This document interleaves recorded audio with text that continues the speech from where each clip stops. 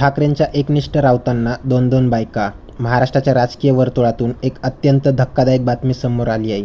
ठाकरेंच्या शिवसेनेचे रत्नागिरीचे माजी खासदार विनायक राऊत यांच्या कुटुंबावर त्यांच्या सुनेनं अत्यंत गंभीर आरोप केलेत. 1. राऊतांचा मुलगा नपुंसक. 2. मूत्र प्यायला दिले. 3. डोक्यावरचे केस कापले. 4. वेगवेगळ्या बाबांकडे घेऊन जायचे. या बाबांनी कोणकोणती कृत्य केली? पोलीस स्टेशनमध्ये विनायक राऊतांच्या सुनेनं काय काय सांगितलं, त्याची पूर्ण स्टोरी या व्हिडिओमध्ये बघूया. गिरिजा गीतेश राऊत, वय वर्ष 38, यांनी ठाण्यामध्ये राऊत कुटुंबियांच्या विरोधामध्ये कौटुंबिक छळाचा जो गुन्हा दाखल केला आहे त्याचा 13 पानाचा FIR माझ्या हातात आहे. मी तो वाचला. गिरिजा यांना आपल्या पतीच्या नपुंसकत्वाबद्दल आणि कुटुंबानी ते नपुंसकत्व लपण्यासाठी किंवा लपवण्यासाठी केलेल्या वेगवेगळ्या कृतीबद्दल त्यांनी FIR मध्ये ज्या नोंदी नोंदवल्यात त्या धक्कादायक आहेत. आणि खास करून राजकीय क्षेत्रातल्या मंडळींच्या संदर्भामध्ये अलीकडच्या काळामध्ये खास करून हगवणे कुटुंबाचं प्रकरण जेव्हा पुण्यात उघडकीस आलं, या व्हिडिओमधून अर्थातच तुम्हाला गिरिजा यांचं मत काय तेही लक्षात येईल. आणि मुख्य म्हणजे FIRचे संपूर्ण तपशील महाराष्ट्राला आज सविस्तरपणे सांगणं आवश्यक आहे, कारण हे प्रकरण आता मला वाढताना दिसतंय. तक्रारदार ज्या आहेत त्या आहेत सौ गिरिजा गीतेश राऊत, वय वर्ष 38, मानपाडा इथं ते राहतात. गुन्हा असा आहे की तक्रारदाराचा पती शारीरिक संबंध ठेवण्यास असक्षम, ज्याला नपुंसक आपण म्हणतो, याची माहिती कुटुंबियांना होती, तरीसुद्धा सासरच्या लोकांनी गिरिजा यांची फसवणूक करून त्यांचं लग्न लावून दिलं.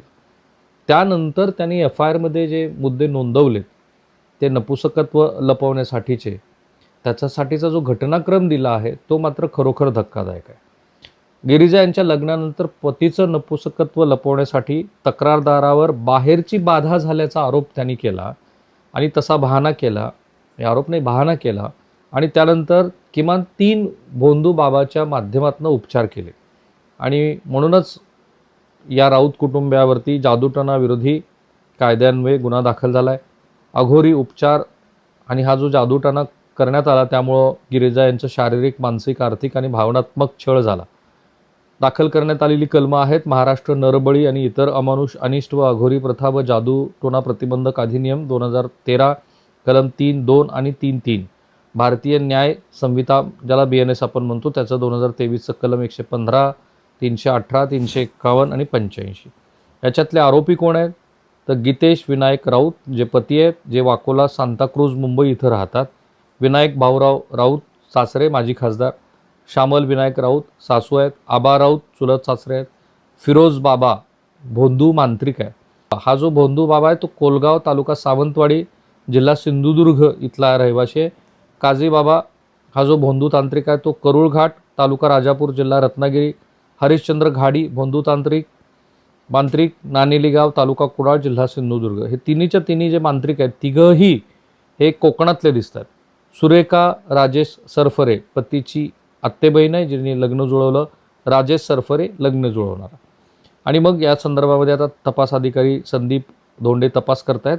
आत्ता FIR मध्ये नोंदवलेले तपशील आहे का, सन 2016 मध्ये म्हणजे 10 वर्षापूर्वी तावडे विवाह संस्थेमार्फत गिरिजा यांचं स्थळ गीतेश राऊत यांच्यासाठी जुळलं.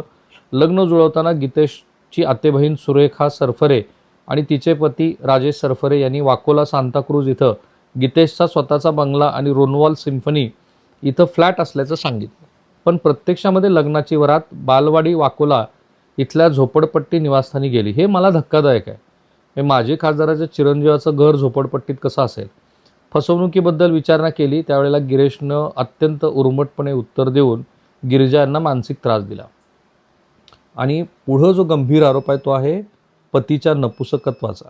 लग्न झाल्यानंतर गिरिजा आणि गीतेश उठी इथं 6 दिवसाच्या हनीमूनसाठी गेले होते. तिथे गीतेशनं त्यांच्याशी शारीरिक संबंध ठेवले नाहीत आणि तो दूर राहिला. गीतेशनं शारीरिक संबंध महत्त्वाचे नसल्याचं कारण सांगून गिरिजांना टाळलं. त्यानंतर त्यांनी महाराष्ट्र, उटीसह Australia, New Zealand, Switzerland, Norway, Dubai, Kenya, Thailand यासारख्या अनेक देशात प्रवास केला. परंतु कोणत्याही ठिकाणी गीतेशनं त्यांच्याशी शारीरिक संबंध ठेवले नाहीत.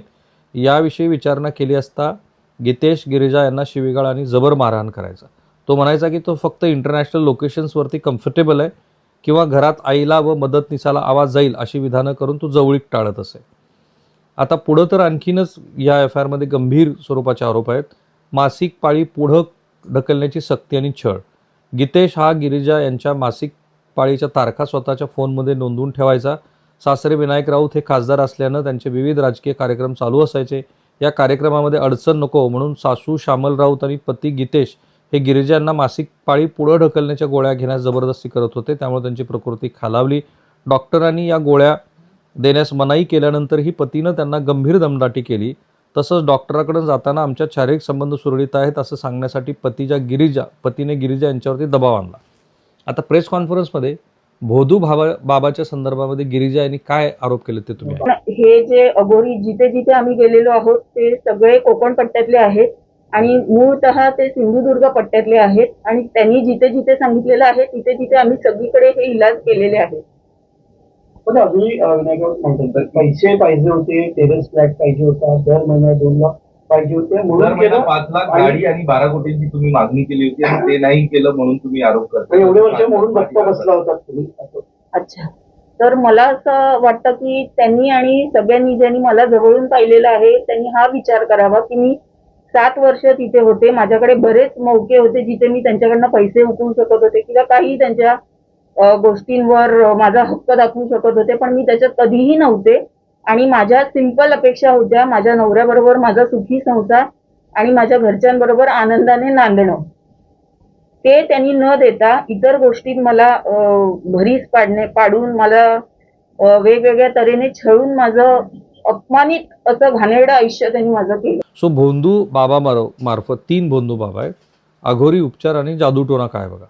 पती गीतेश हा शारीरिक संबंध ठेवण्यास असक्षम नपुसक असल्यानं सासू सासऱ्यांना त्याची आधीपासून कल्पना होती असा गिरिजांचा आरोप आहे. पण त्याचं हे नपुसकत्व लपवण्यासाठी त्यांनी गिरिजा यांच्यावरती बाहेरची बाधा करणी झाल्याचा खोटा बहाणा केला. सप्टेंबर 2018 ते ऑगस्ट 2022 दरम्यान म्हणजे 4 वर्ष जवळपास सासरे विनायक राऊत यांच्या सांगण्यावरून विविध भोंदू बाबाकडून गिरिजा यांच्यावरती अघोरी उपचार करण्यात आले. त्याच्यामध्ये आबा राऊत चुलत सासरे यांच्या अंगात देवीचा संचार वारं आणून गिरिजाची बाधा बरी होईपर्यंत गीतेश आणि गिरिजामध्ये शारीरिक संबंध येऊ नयेत असं सांगण्यात आलं.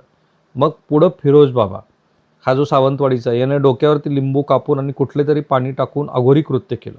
काझी बाबा हा राजापूरचा आहे. यानं अंगाभोवती कात्री फिरवून भीतीचे वातावरण तयार केलं. तिसरा बाबा आहे हरिश्चंद्र घाडी कुडाळ. यानं काळ्या कणकेच्या बाहुल्या, टाचण्या, जिवंत कोंबड्या, कच्च्या मांसाचे तुकडे वापरून गिरिजेच्या डोक्याचे केस उपटणे, गोमूत्र प्यायला देणे आणि विभूतीची राख पाण्यात टाकून पिण्यास देणे अशा स्वरूपाचे अत्यंत अमानुष अघोरी प्रकार केले. या सर्व भोंदू बाबांनी जाणीवपूर्वक उपचार संपेपर्यंत शारीरिक संबंध ठेवू नका असं सांगितलं, जेणेकरून गीतेशचं नपुसकत्व लपून राहील. गिरिजा यांच्या आईवडिलांनी याला विरोध केला असता त्यांनाही अघोरी विद्येची भीती दाखवून गप्प केलं.